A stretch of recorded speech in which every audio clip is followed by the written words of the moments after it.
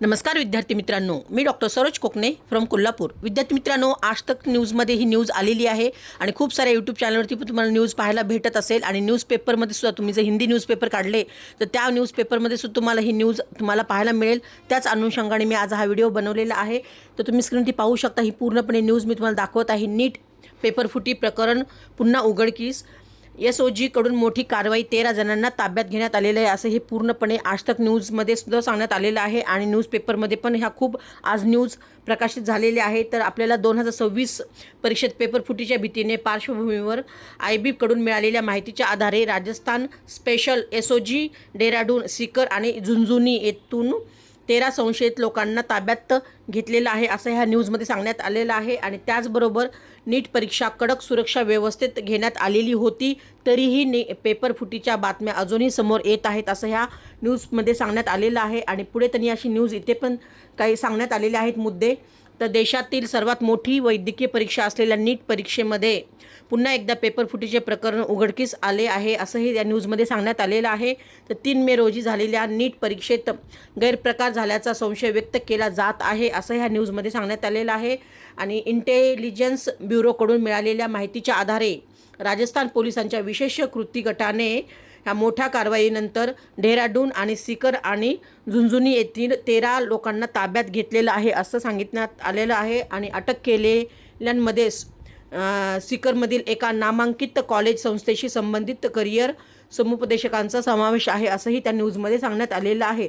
तर विद्यार्थी मित्रांनो, हे बऱ्यापैकी चॅनलवरती ही न्यूज सध्या चालत आहे। नीट पेपर लीक झालेला आहे याच्या संदर्भात सांगत आहे, पण NTAने सुद्धा आपल्याला इथे तुम्ही वेबसाईटवरती पाहू शकता, ही न्यूज प्रकाशित केलेली आहे, प्रेस रिलीज केलेली आहे।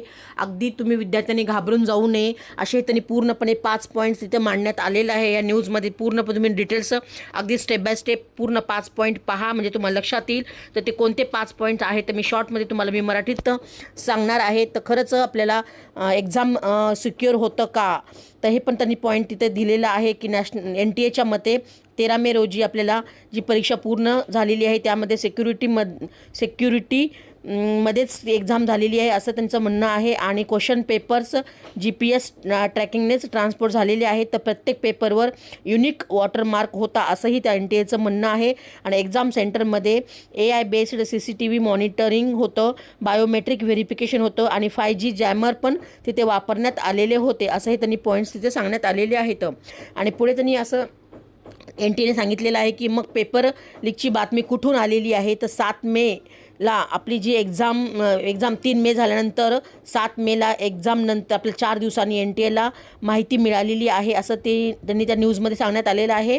आणि 8 मेला केस सेंट्रल अगेन्स्टकडे पाठवण्यात आलेलं आहे असंही त्यांनी सांगितलेलं आलेलं आहे। आणि पुढचे पॉईंट्स त्यांनी एक्झाम आधी लीक ऑफिशियली कन्फर्म नव्हतं आणि सस्पिशियस एक्झाम नंतर ते समोर आलेलं आहे असेही त्यांनी तिथं पॉईंट्स मांडण्यात आलेले आहेत।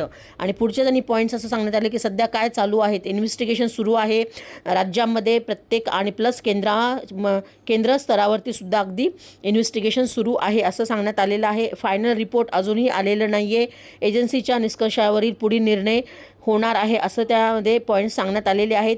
आणि कोणत्या पॉसिबिलिटी आपल्याला असू शकतात अगदी, तर हे लीक फेक ठरू शकतं किंवा लिमिटेड लेवल रेग्युलरिटी सापडू शकते किंवा एक्स्ट्रीमली केसमध्ये एक्झामची सुद्धा त्यांनी ॲक्शन्स घेऊ शकतात का नाही, हे त्यांनी पॉईंट्स इथे सांगण्यात आलेले आहेत।